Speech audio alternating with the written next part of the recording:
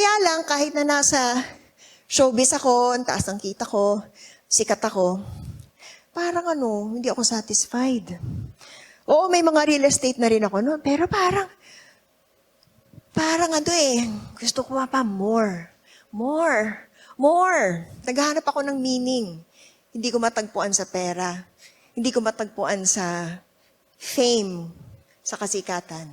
Sabi ko siguro, panahon na para mag-start ako ng pamilya. During that time, may nangligaw sa akin na Italian. Nag-propose siya. Umuo naman ako.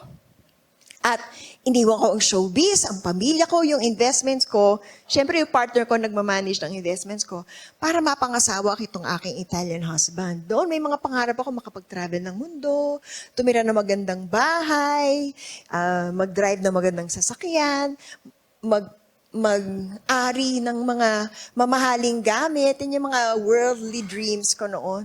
Aba, nung napangasawa ko ang aking milyonaryong asawa, natupad ang mga pangarap na yan.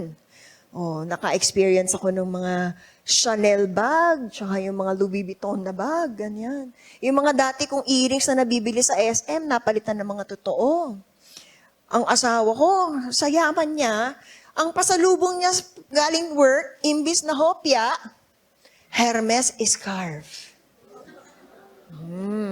Ang isang piraso nun, 10 to 12,000 pesos.